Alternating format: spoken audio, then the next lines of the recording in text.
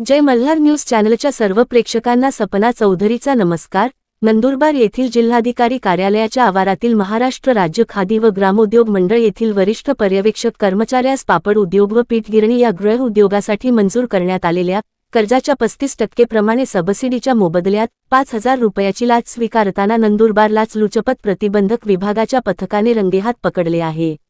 नंदुरबार जिल्हाधिकारी कार्यालयातील महाराष्ट्र राज्य खादी व ग्रामोद्योग मंडळ नंदुरबार यांच्याकडून तक्रारदास यास पापड उद्योग व पीठ गिरणी या गृह उद्योगासाठी 10 लाख रुपये कर्ज मंजूर करण्यात आले होते। सदर कर्जामध्ये 35% प्रमाणे सबसिडी मिळत असल्याने तक्रारदार यांचे नातलग सबसिडी मिळवून देण्यासाठी प्रकरण नंदुरबार येथील जिल्हाधिकारी कार्यालयाच्या महाराष्ट्र राज्य खादी व ग्रामोद्योग मंडळ नंदुरबार येथील वरिष्ठ पर्यवेक्षक जिजाबराव साहेबराव चौधरी यांनी त्यांच्या कार्यालयाच्या वरिष्ठ अधिकाऱ्यांमार्फत महाराष्ट्र राज्य खादी व ग्रामोद्योग मंडळाच्या मुंबई येथील मुख्य कार्यालयात सादर केले होते व त्यानंतर सबसिडीची रक्कम 3,50,000 रुपये तक्रारदार यांच्या नातलगाच्या कर्ज खात्यात जमा करण्यात आली होती। तक्रारदार यांचे नातलगाला 35% सबसिडी मिळवून दिल्याच्या मोबदल्यात बक्षीस म्हणून खादी व ग्रामोद्योग मंडळ नंदुरबार येथील वरिष्ठ पर्यवेक्षक जिजाबराव साहेबराव चौधरी यांनी तक्रारदार यांच्याकडे प्रथम 10 ते 12,000 रुपयांची मागणी करून तडजोडी अंतिम 5,000 रुपये लाचेची मागणी केली व सदरची लाच ही नंदुरबार जिल्हाधिकारी कार्यालयाच्या बाहेर रोडवर स्वीकारताना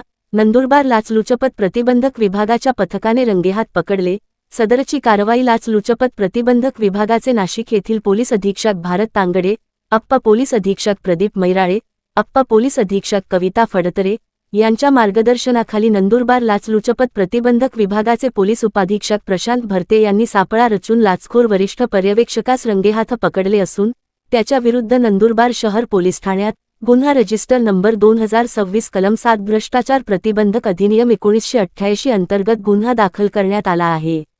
सपना चौधरी, जय मल्हार न्यूज, नंदुरबार।